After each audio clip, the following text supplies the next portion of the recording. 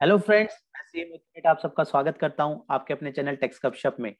आज के इस वीडियो में हम कवर करेंगे एक डिफरेंट पार्ट जो कि बहुत ज्यादा इंपॉर्टेंट रहने वाला है हर एक के लिए बहुत ज्यादा जरूरी इसलिए है क्योंकि जैसे हम देखें कि इस साल और लास्ट ईयर 2020 और 2021 कोविड 19 की वजह से बहुत ज्यादा इफेक्ट में रहे। राइट, काफी लोगों को इसने इफेक्ट किया और कहें तो ओवरऑल इंडस्ट्रीज और काफी ज्यादा जो है बिजनेस एंटिटीज और हर फैमिली वाइज भी जो है लोगों को इसने इम्पैक्ट किया। इसके लिए हम क्या मेजर्स ऑप्ट कर सकते हैं, हम किस तरीके से अपनी प्लानिंग को डिसाइड कर सकते हैं कि अगर कल को अगर ऐसी कोई सिचुएशन रिपीट होती है तो हमें जो क्राइसिस इस तरीके से जो प्रॉब्लम्स क्रिएट हो जाती हैं उसको हम इजीली ओवरकम कर सके। तो इसके लिए हमें कुछ फैक्टर्स का ध्यान रखना पड़ेगा, कुछ ऐसे पॉइंट्स को समराइज करना होगा ताकि ऐसी सिचुएशंस के लिए हम पहले से ही तैयार रहें। हम ऐसी सिचुएशंस को तो अवॉइड नहीं कर सकते, ये तो किसी के साथ भी सिचुएशन अराइज हो सकती है, लेकिन इस सिचुएशंस में आने वाली जो फाइनेंशियल क्राइसिस आ जाते हैं, फाइनेंशियल प्रॉब्लम्स अराइज होती हैं, उसको हम कैसे सेफगार्ड कर सकते हैं आज की इस वीडियो में कवर करेंगे। इस वीडियो में हम 5 पार्ट को मेनली इसको कवर अप करेंगे। अगर ये 5 एक्सपेक्ट हमने अगर कवर कर लिए तो हमारी इस तरीके की सिचुएशन हमें इंपैक्ट नहीं कर सकती। तो ये कौन कौन से 5 पॉइंट्स हैं, कौन से 5 ऐसी फाइनेंशियल प्लानिंग है, अगर हम उसको कवर अप कर लेते हैं तो हमारे लिए ऑलवेज अगर हम कहें फ्यूचरिस्टिक जो है हमारी अप्रोच बन जाती है और हमारी लाइफ साइकिल और हमारे जो लव वंस हैं उनको कभी भी जो है प्रॉब्लम में नहीं डालेगी। अगर किसी के ना होने की वजह से जो है उनकी फैमिली को कोई प्रॉब्लम ना हो, तो इसलिए हम ये जो है पॉइंट्स को वन बाय वन डिस्कस करते हैं। इसको हम इस तरीके से कह सकते हैं कोई ऐसे 5 पॉइंट्स जिससे हमारी फाइनेंशियल प्रॉब्लम जो लाइफ में है वो कवर अप हो सकती हैं। 5 स्टेप्स जिसको हम कहेंगे फाइनेंशियल प्लानिंग के। तो इसको वन बाय वन शुरू करते हैं, डिटेल में इसको समझेंगे, इजी फॉर्म में समझेंगे और देखेंगे कि क्या हमने इसमें से इस वे आउट में से फाइनेंशियल प्लानिंग करी है या नहीं करी है, और अगर नहीं करी है तो इसको हम टाइमली जो है कंप्लाई कर लेंगे ताकि कभी भी जो है हमें और फैमिली को इस प्रॉब्लम से ना गुजरना पड़े। तो आइए शुरू करते हैं इन पॉइंट्स को, जहां पे हम एक एक पॉइंट्स को देखेंगे कि कौन कौन से पॉइंट हमारे लिए बहुत ज्यादा जरूरी हो जाते हैं और ये जो है ताकि हम इस तरीके की फाइनेंशियल प्रॉब्लम से अपने आप को बचा सके। सबसे पहला अगर हम बात करें तो सबसे पहला हमारे लिए पॉइंट जो बन जाता है वो हमारे लिए होता है कि इसको हम अगर टॉपिक का नाम दें तो हम इसको कहेंगे 5 स्टेप्स टू अवॉइड फाइनेंशियल्स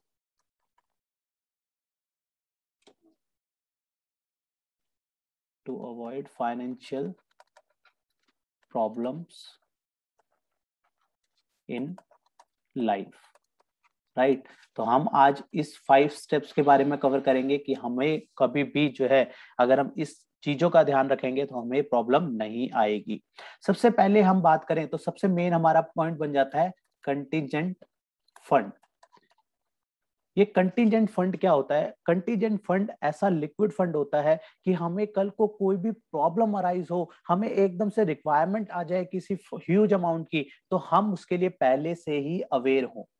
हम इसके लिए पहले से ही अवेयर हों। तो इस कंटिजेंट फंड को हम कैसे जो है एक्यूमुलेट करेंगे, इसको हमारे पास धीरे हमारी जो सेविंग है इस तरीके से हमारी सेविंग होनी चाहिए। तो हम कम से कम जो है हमारा मिनिमम मिनिमम 5, अगर हम इसको कहें तो 5 टाइम्स जो है हमारे पास अपनी इनकम का इक्वल टू, और हम कह सकते हैं मिनिमम जो है हमारे पास इससे ज्यादा जो है होना चाहिए। अपना 5 टाइम्स इनकम से 5 टाइम की हमारे pass on the spot availability हमेशा रहनी चाहिए। हमारे फंड इस तरीके से धीरे धीरे एक्यूमुलेट हमें करने होंगे और हमें इसको लिक्विड फॉर्म में रखना होगा। चाहे हम लिक्विड फॉर्म में हम रख सकते हैं इसको, हम इसको एफडी फॉर्म में रख सकते हैं, हम इसको आरडी फॉर्म में रख सकते हैं, हम इसको अदर कोई लिक्विड फॉर्म है जहां पे हमारे को तुरंत जो है हमें रिक्वायरमेंट हो तो हम तुरंत उसको जो है वो अमाउंट को निकाल सके, हम उस अमाउंट को प्राप्त कर सके। तो ऐसे फॉर्म में हमें जो है इसको रखना चाहिए। आप उसके अपनी इनकम के अकॉर्डिंग जो है इसको कैलकुलेट कर सकते हैं, क्योंकि कभी भी कोई भी क्राइसिस हो तो आपके तुरंत इसमें हमें क्या ध्यान में रखना है, कौन कौन से पॉइंट ध्यान में रखने हैं। पहला पॉइंट जो हमें ध्यान में रखना है कि हम कोई भी इस तरीके के फंड में जो है पैसा रख रहे हैं तो इसकी केवाईसी अपडेटेड होनी बहुत जरूरी है। इसकी केवाईसी अपडेटेड होनी चाहिए, कभी भी ऐसी प्रॉब्लम ना आए कि हमारी केवाईसी जो है हमें लिक्विड फंड की जरूरत है और हमें उस अमाउंट को एक्सट्रैक्ट करने के लिए जो है केवाईसी की वजह से टाइम लग रहा है। सेकेंड, हमें जो चीज जरूरी होनी चाहिए, इसमें नॉमिनी जो है रजिस्टर्ड होना बहुत जरूरी है। नॉमिनी इसमें रजिस्टर्ड होना चाहिए, कोई भी मिसहैपनिंग हो ताकि कभी भी नॉमिनी को जो है प्रॉब्लम ना आए। तो ये फैक्टर का हमें ध्यान में रखना है, इसको हम कहेंगे कंटिजेंसी फंड, ताकि इसी फंड की हम अपने इनकम, हर एक की इनकम अलग अलग रहती है, तो अपने इनकम के हिसाब से जो है आप अपनी कंटिजेंसी फंड को जो है एक्यूमुलेट कर सकते हैं। दूसरा अगर हम बात करें तो दूसरा फंड है आज की डेट में बहुत ज्यादा जरूरी जो है वो है इंश्योरेंस। इंश्योरेंस होना मस्ट है। इंश्योरेंस हम इसमें दोनों पार्ट में बात करेंगे। हम इसमें बात करेंगे कि लाइफ इंश्योरेंस प्लस जो है हमारा हेल्थ इंश्योरेंस, तो ये दोनों इंश्योरेंस हमारे लिए बहुत ज्यादा जरूरी हैं। इसको हमें कवर अप करना ही करना है। अगर कोई पर्सन सैलरीड क्लास है और उसको कंपनी पॉलिसी के अकॉर्डिंग जो है उसको अगर कवर अप मिल रहा है, तो उसके अलावा भी अगर हम कहें उसको कंपनी के थ्रू जो है कवर मिल रहा है, तो उसके अलावा जो है उसको फैमिली फ्लोटर जरूर लेनी चाहिए। साथ में फैमिली फ्लोटर उसके होनी चाहिए अपनी कंपनी के जो उसको कवर मिल रहा है उसके अलावा, ये बहुत ज्यादा जरूरी हो जाता है। और ये कितना होना चाहिए, इसका स्पेंडिंग जो है मिनिमम 2% जो है, एवरेज कह सकते हैं हम इसको, एवरेज 2% ऑफ हमारी मंथली इनकम जो है हमारा इसका प्रीमियम होना चाहिए। हमारी जो इन्वेस्टमेंट है, हम इसको इन्वेस्टमेंट कहेंगे, इसको एक्सपेंस नहीं कह सकते, क्योंकि ये हमें सेफ गार्ड करता है, हमारे लिए बहुत ज्यादा जरूरी होता है। 2% ऑफ मंथली इनकम जो है हमारा जो है टूवर्ड्स लगना चाहिए, टूवर्ड्स प्रीमियम हमारा लगना चाहिए, हमारा इन्वेस्ट होना चाहिए टूवर्ड्स प्रीमियम, राइट। ये बहुत ज्यादा, इसको हम एक्सपेंस कह ही नहीं सकते, क्योंकि हमारे बहुत मेजर पार्ट को ये कवर कर लेता है, हमारे बहुत मेजर रिस्क को कवर कर लेता है, तो हमें इसको ध्यान में रखना है। और तीसरा फैक्टर जो हमें ध्यान में रखना है, हमें हमेशा ट्राई करना है कि इस तरीके का जो पॉलिसीज है वो हमारी कैशलेस पॉलिसी हो। कैशलेस पॉलिसी होना इसलिए जरूरी है क्योंकि हमें एकदम से इमरजेंसी सिचुएशन अराइज हुई, हमने कॉन्टिजेंसी फंड भी क्रिएट कर दिया, लेकिन अगर हमारी उस इमरजेंसी फंड में अगर वो कैशलेस नहीं होगी, तो हमारी कॉन्टिजेंसी फंड पूरा जो हमने पॉइंट नंबर 1 में जो हमने सेफ गार्ड किया उसको इंपैक्ट कर जाएगा। फिर हमें उसको रिम्बर्समेंट लेंगे, उसमें टाइम लग जाएगा, हमारा लिक्विडिटी को इफेक्ट कर जाएगा, हमारी कभी भी लिक्विड फंड जो है इफेक्ट ना हो। इसलिए हमें हमेशा ध्यान रखना है कि हमें इस तरीके का कवर जो है वो कौन सा लेना है, हमें इस तरीके का जो कवर है वो लेना है, कैशलेस पॉलिसी लेनी है, ताकि हम इमरजेंसी के टाइम में जो है वहां पे तुरंत एडमिट हो और डायरेक्ट जो है क्लेम जो है सेटल्ड हो जाए, हमें उस टाइम पे जो है हमारी लिक्विडिटी जो है इफेक्ट ना हो। तो इस तीनों पॉइंट का जो है ध्यान में रखना है। इसको इसलिए हम एक्सपेंस नहीं कहेंगे, ये हमारी भी एक तरीके की इन्वेस्टमेंट है, इसका जरूर ध्यान रखिए। अगर आप इस चीज को अगर किसी केसेस में किसी ने नहीं कराई है तो जरूर कराइए। आज के टाइम में जो ये सिचुएशंस अराइज हो रही हैं वहां पे हम देख ही रहे हैं कि डे टू डे तो छोटे छोटे हॉस्पिटलाइजेशन में ही कितना एक्सपेंस इंकर्ड हो जाता है। तो इसका अमाउंट का भी ध्यान रखिए कि इसका अमाउंट जो है सफिशिएंट होना चाहिए, ताकि कोई भी ऐसी मेडिकल अगर जो है इमरजेंसी आए तो वहां पे हमारा इतना बैकअप हो कि हम जो है उसको सेफ गार्ड कर सके, राइट। तो इसका अमाउंट भी बहुत ज्यादा जरूरी है कि कितना अमाउंट जो है हमने इसमें सेफ गार्ड किया है। इसके अलावा अगर हम लाइफ इंश्योरेंस की बात करें तो लाइफ इंश्योरेंस की कैलकुलेशन के लिए हमें लाइफ इंश्योरेंस कराना भी बहुत मस्ट है, क्योंकि हमारे नियर एंड डियर, हमारे लव वंस जो हैं वो सारे जो है कहीं ना कहीं उन सब की जो कहीं ना कहीं हमारे से वो इनबिल्ट ज्वाइनिंग रहती है, उनकी इम्पैक्ट हो सकते हैं। तो यहाँ वहां पे हमें ध्यान में रखना है कि इंश्योरेंस जो है, लाइफ इंश्योरेंस भी मस्ट है। लाइफ इंश्योरेंस के हमें किस तरीके से करना है, लाइफ इंश्योरेंस हमारे HLV प्रिंसिपल पे हमें कराना चाहिए, जिसको हम कहते हैं ह्यूमन लाइफ वैल्यू।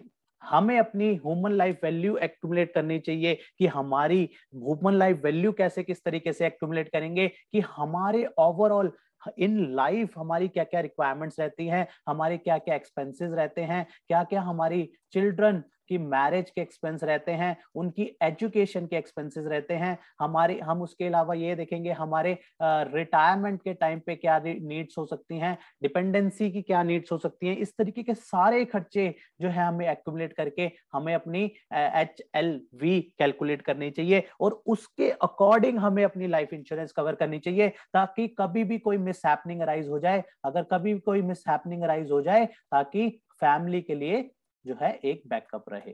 फैमिली के लिए मिसहैपनिंग अराइज हो जाए तो फैमिली के लिए जो है बैकअप होना बहुत जरूरी है। उसके लिए हमें HLV कॉन्सेप्ट पे चलना होगा। हमें एक्यूमुलेट करना चाहिए कि हमारी जो है हम अगर हम कल को ना रहें तो उससे क्या इफेक्ट होगा और क्या नीड रहती है, क्या नीड अराइज होती है हमारी पर हमारी वजह से हमारी फैमिली के लिए क्या नीड रहेगी। तो उसके लिए उसको सेफ गार्ड करने के लिए हमें लाइफ इंश्योरेंस जो है होनी चाहिए। तो हमें HLV कॉन्सेप्ट के अकॉर्डिंग जो है हमारी अपनी हमें ध्यान में रखना है। तो ये कैलकुलेट होगा अपनी, आप पूरी के पूरे लाइफ को एनालाइज कर सकते हैं, आप अपनी फ्यूचर की एक्सपेंसेस को एनालाइज कर सकते हैं कि क्या क्या आपकी डिपेंडेंसी है, क्या क्या आपका रूटीन नेचर ऑफ एक्सपेंसेस है।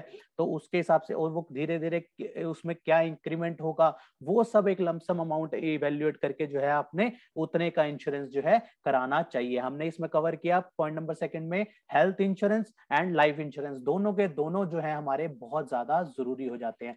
थर्ड प्रिंसिपल की अगर हम बात करें, हमने टोटल 5 स्टेप में जो है फाइनेंशियल प्लानिंग को कवर करना है। अब फर्स्ट 2 कर चुके हैं, कंटीजेंसी फंड और सेकंड इंश्योरेंस कराना बहुत जरूरी। थर्ड अगर हम बात करें तो हमें अपनी सेविंग को स्ट्रक्चर करना चाहिए। इसको हम कहेंगे structuring of saving.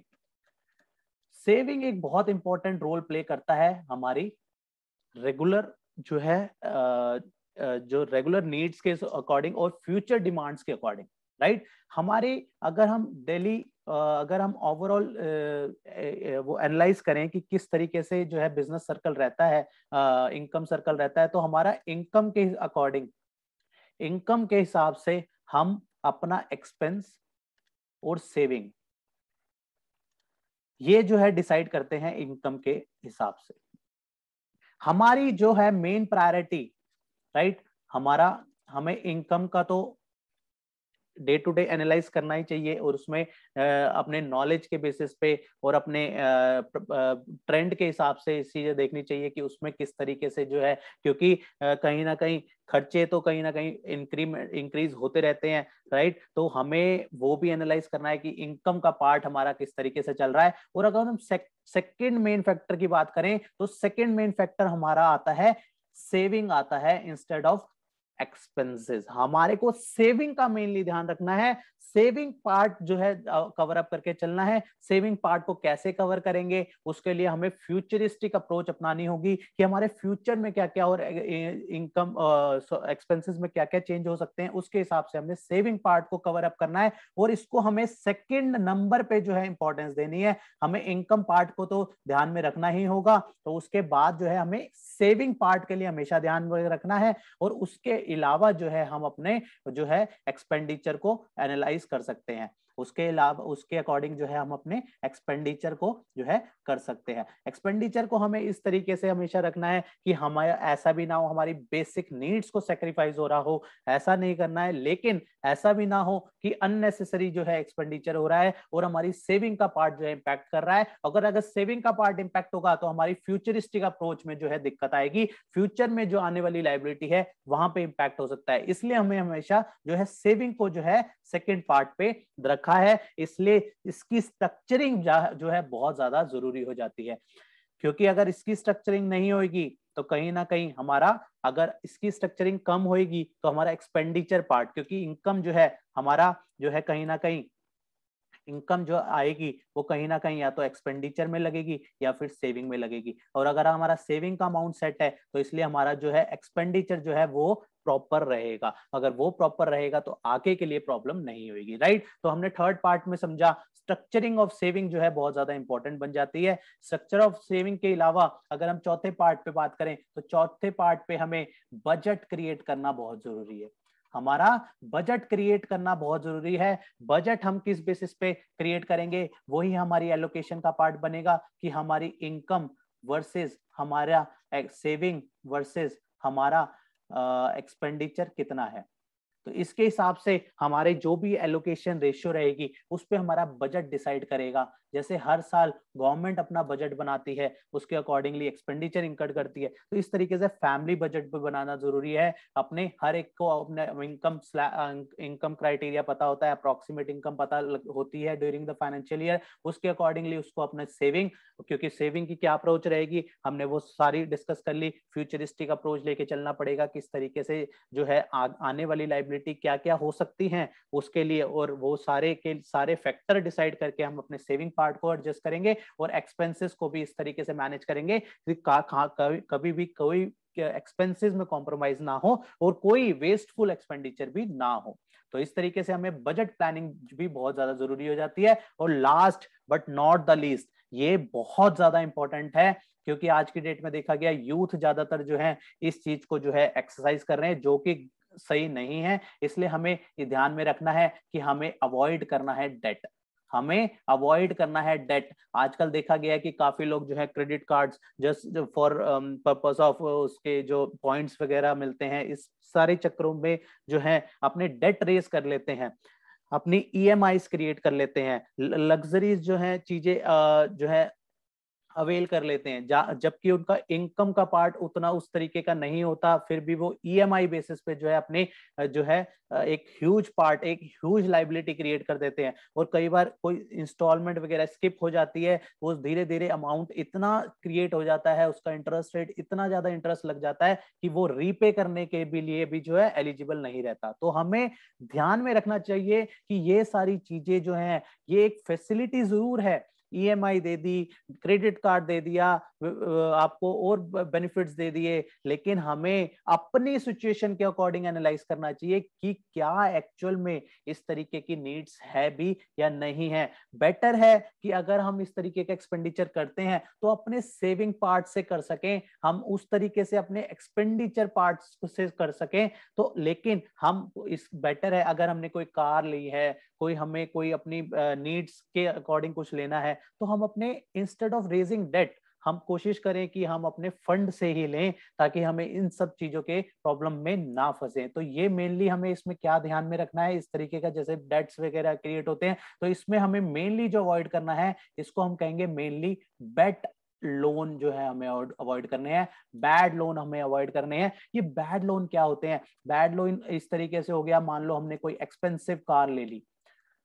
Just for हमने एक्सपेंसिव कार ले ली, हमारे बजट से बाहर हमने एक्सपेंडिचर कर दिया, हमने उसकी ईएमआई बनवा ली, ईएमआई बनवा ली, हमने क्रेडिट कार्ड के थ्रू जो है इसको इसकी पेमेंट्स को वगैरह को वो कर लिया।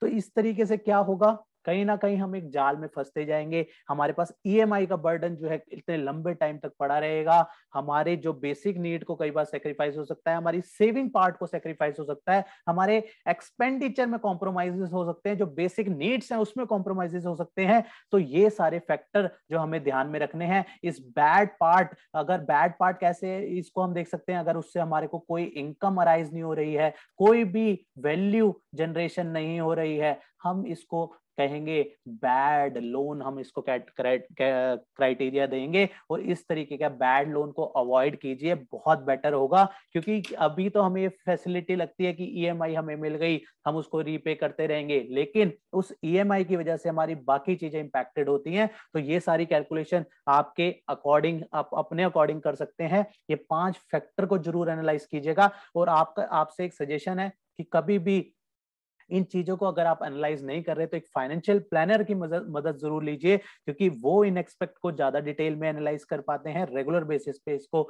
जो है एनालाइज करते रहते हैं। तो उन यही फैक्टर्स जो हैं कहीं ना कहीं हमें ध्यान में रख के जो है हम उनको बता सकते हैं और अपनी नीड्स के अकॉर्डिंग बना सकते हैं, हम अपनी इनकम के हिसाब से जो है अपनी उनसे राय ले सकते हैं। तो इनसे बेटर ये बेटर है, अगर आप अपनी प्लानिंग नहीं कर पा रहे या फिर राय लेना चाहते हैं तो फाइनेंशियल प्लानर से जरूर राय लें, ताकि एक बेस्ट जो है आपकी HLV कैलकुलेट हो, बेस्ट आपका पोर्टफोलियो बन सके, बेस्ट आपका जो है कंटिजेंसी फंड क्रिएट हो सके, ये सारे फैक्टर जो है इन अ बेस्ट पॉसिबल मैनर हो सके। तो इसलिए इस तरीके की कोविड-19 की जैसे सिचुएशन, इमरजेंसी सिचुएशन अराइज हुई, अगर फ्यूचर में कभी हम पीछे जो चला गया उसको तो बदल नहीं सकते, लेकिन अगर फ्यूचरिस्टिक बात करें, अगर फ्यूचर में ऐसा कभी होता है और अगर हमने इन फैक्टर्स का ध्यान में रखा है तो ये फैक्टर्स हमें बहुत मदद करने वाले हैं, राइट।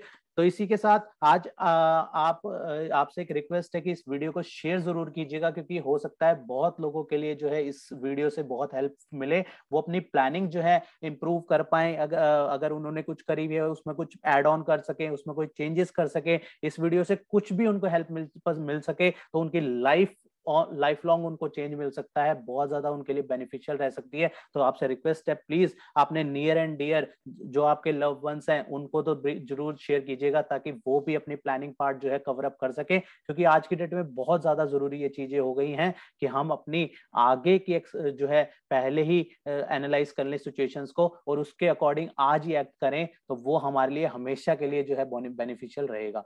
आपको ये वीडियो कैसी लगी, आपको इस वीडियो से क्या हेल्प मिली, कमेंट बॉक्स पे जरूर बताइएगा, ताकि इस तरीके का और इन डेप्थ अगर चीज बनानी पड़े तो इसको और एनालाइज करके हम उस पर भी वर्किंग कर सकें। तो प्लीज कमेंट जरूर कीजिएगा, आपके कमेंट का जो है बेसब्री से इंतजार रहेगा। तो मिलते हैं फिर नेक्स्ट वीडियो में नेक्स्ट टॉपिक के साथ। टिल देन बाय बाय, जय हिंद जय भारत।